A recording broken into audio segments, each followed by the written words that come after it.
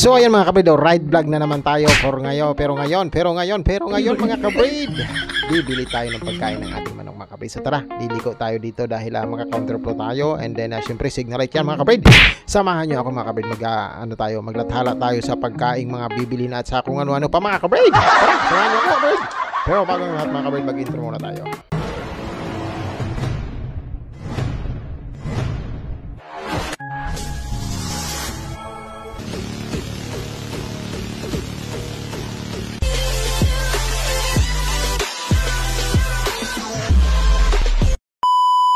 So ayun na nga mga kabrid, for today's video mga kabrid. For today's video, samahan nyo ako nga mag-ride vlogs. And at the same time, bumili na rin tayo ng pagkain ng ating mga alagang manok mga kabrid. Yes! Dahil tuloy-tuloy pa rin ang pagdaos-dos sa atin ng mga kabrid. Yung mga hindi maayos na budgeting mga kabrid. Ito, balik tayo sa 555 mga kabrid. 5 kilos na Integra 3 para sa mga inahin natin. 5 kilos po na na Integra 2 para sa mga sisiw. 3 kilos na Stag Developer 4 na crack panghalo po sa ating pagkain ng sisiw. Tsaka crack corn, and then 3 kilong yung super hagibis para sa ating papahilti sa ating mga tandang. Tapos yung ating vortex na maintenance mga kabrid para sa ating mga roosters, tandang, and so on. Mga lalaking manok ang ginagamit natin na maintenance sa ngayon is yung low protein mga kabrid. Low protein siya na vortex mga kabrid. Simpleng lang siya, hindi siya mataas sa vitamina or something.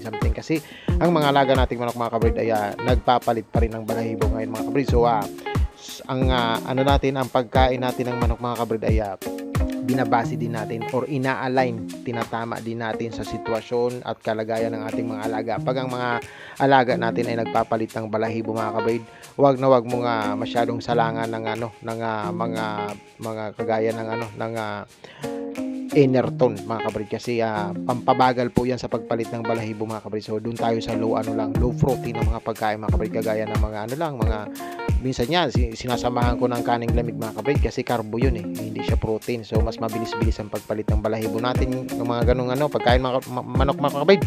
So ayan mga kabrid, kunting mikos-mikos kasi may mga customer din. Syempre tayo, hindi naman tayo bungad. Ito mga kabrid ang lagi kong binibilhan ng mga sinako-sako nung unang panahon na mayroon pa tayong budget. So na-operan nga tayo mga kabrid na mayroon silang pupuntang excellence mga kabrid dyan sa tindahan na yan. At lahat ng parokyano or mga mamimili, mga suki, mga kagaya ko bang laging dito bumibili mga kabrid is kami yun may passes kami mga kabrid, o may exempted kami. Kami ang isa sa mga pwedeng baksinan nila. Ang mga sisiw po nakin mga kabrid ay pwede pong baksinan ng ating excellence mga kabrid. Sabi nila daw, ito yung itong kwento mga kabrid. So sabi nila, sir, punta ka sa 21 sir, kasi po andito yung excellence team, magbabaksin po sila sa mga sisiw.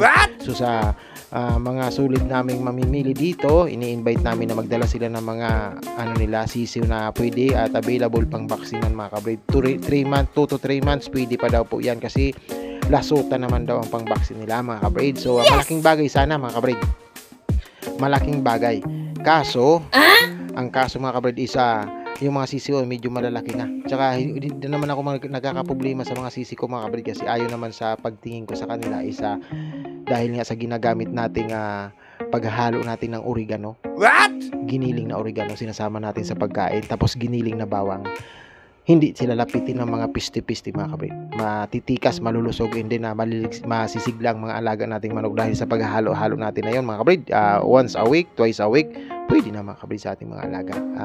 Hindi rin sila lapitin ng lamok mga kabrid, kasi yung pangangatawan nila may singaw ng bawang, tapos may sa oregano. Yung pa lang, pag mayroong oregano ang katawan ng manok mo mga kabrid, hindi ka ng bawang o ng lamok, kasi hindi malangsa yung mga kabrid. So yun ang ginagawa natin. Tapos masisigla pati ang mga lamok mga kabrid, ang mga manok natin. Hindi sila yung tipong sipunin pag may ganun pong paghalo. Ayon lang yun sa experience ko mga kabrid.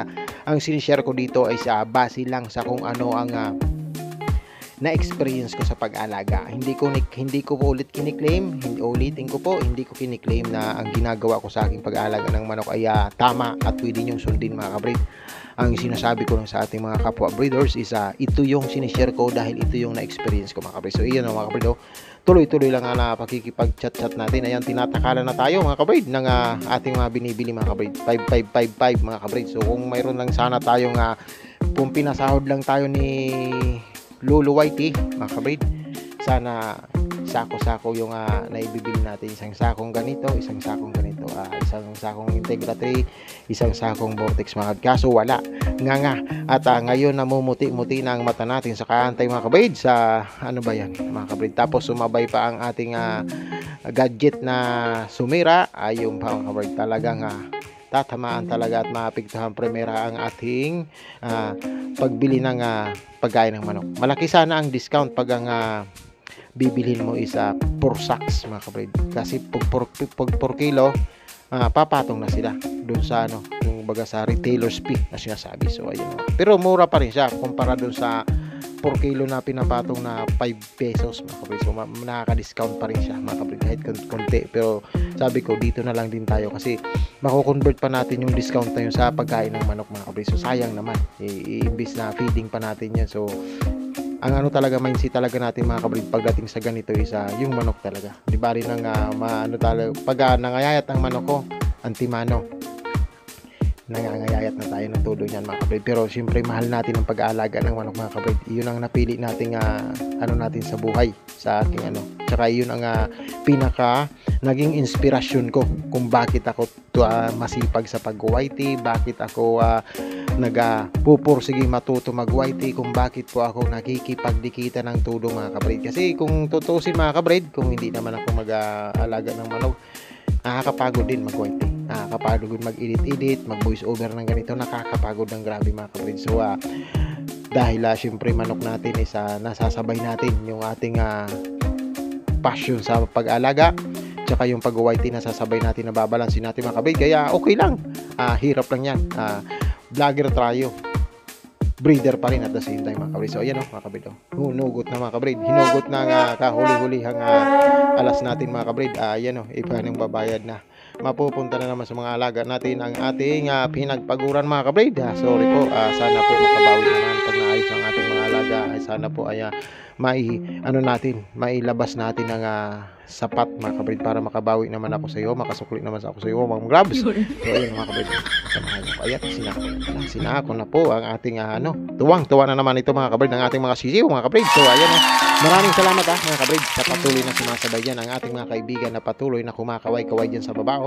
Maraming salamat sa inyo. Sana po ay maintindihan nyo ang minsang sitwasyon natin na wala tayong pang sukli ng maayos mga kabreed. Dati kasi kung magsukli tayo is talagang playlist to playlist ang paikot natin mga kabreed. So ngayon wala talaga.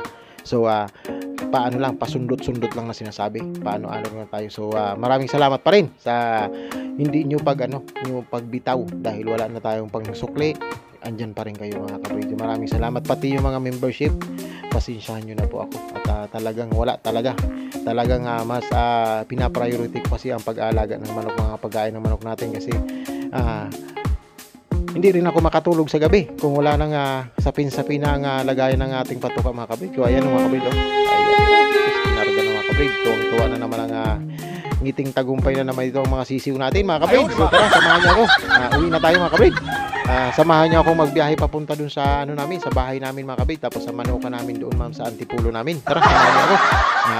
Maraming salamat ulit, lalong-lalo na sa ating team na si Sir Saijon Hunter, Ma'am Lilit Life and Travels, Madam Irene Jordan mga kabreed, tapos si Ma'am Zeros HK, yung solid natin na si Sir Adines Vlogs, at ang ating napakabait na si Ma'am Gemma Mix Vlog mga kabreed. So sana andyan lagi yung mga kasabayan namin, yan sila Mama Winnie De Leon, Sir Nelson Mix Vlog. Ayan, sana lagi kayo nandyan. Ito mga kabreed, paulit-ulit mga kabreed, paulit-ulit, iba-ibang anggulo lang, daily life vlogs, kung ano yung routine natin sa buhay natin, kung paano tayo nagpapalipas, paano natin nabubuo ang isang 24 oras mga kabreed. pinapakita natin yon. Hindi tayo kung sa susunod is iba naman, kung saan naman tayo tumatalon sa helicopter o kung saan mga kabrid. Hindi ho tayo ganun. Kung ano lang po ang nangyayari sa buhay ng isang GPC backyard, inaano natin yan, pilit nating inilalathala dahil kailangan din natin ito. Binabalansi ko kasi kabrid yung mga bagay na mare-recall ko noon nung kalakasan ko pa, kasi 10 years from now mga kabrid, alam nyo ba kung 10 years from now hahanapin nyo yung mga alaalang malalakas pa tayo, kasi baka 14 years mga kabrid medyo ugod-ugod na ako na ganito, maalala ko ito. Kaya ngayon pa lang iniisip ko na kailangan ang gawin kong video is yung mga natural lang sa buhay ko, yung tipong ang sarap balikan dahil basic na basic lang mga kabrid. So ayan, maraming salamat, biyahe na tayo. Ito po ay isang daan, Marcos Highway mga kabrid. Yung diretso po niyan is Antipolo mga kabrid. Diyan diretso din po ito pa Bicol. Tuloy-tuloy mo lang to, tagos ka dito ng Lucena, tagos ka ng Lucena, Laguna, ganon.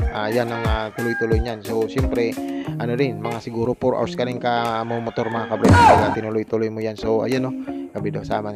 Andito tayo banda sa crossing ng Francia Antipolo mga kabrid. So ayan, banda kaliwa yung Francia na yan mga kabrid. So tuloy-tuloy tayo. Ayan, maganda sana ang daan dito, napakaganda. Kaso syempre super highway din, ang lapad isang lane pa lang, napakalapad na. So mabibilis ang sasakyan dito. Kaya minsan pag alanganin ang kasi espaltado yan ang ganda ng daan. Pag medyo maulan, tamang gilid lang, doon lang tayo sa Gedli. Sa Gedli lang tayo dumaan mga kabrid, kasi madulas. At syempre yung mga ganyan gaya nito pataas, baka may something syempre. Dapat kasi medyo advanced thinking tayo lagi. Wala namang mawawala, makakarating naman tayo kung magdahan-dahan tayo. Minsan nilulugar din natin ang natin bilis mga kabrid. Kung biyaheng Bicol ito, hindi kahit 133 mga kabrid ang patakbuhin natin, okay lang, kasi ang layo pa ng pupuntahan. Pero pag ganitong pa-chill-chill lang tayo mga kabrid, takbong lang tayo, takbong pangit na takbong pangit lang ba. So yan mga kabrid, malapit na tayo ng building na yun mga kabrid. Diyan kami nakikita-kita ng mga kaibigan natin. Halimbawa pasyalan ako ni Sir Sajen, diyan siya titigil sa building na yan. Ang pangalan po ng building na yan mga kabrid is 102 Plaza mga kabrid, 102 Condominium, masisearch nyo sa Google.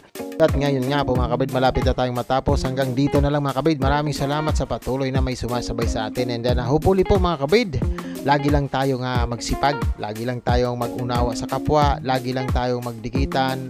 Yung masamang naiisip natin sa kapwa natin, isang tabi natin yan, kasi baka ibalik sa atin yan ng iba mga kabrid. So maraming salamat, hanggang dito na lang po mga kabrid. Thank you po.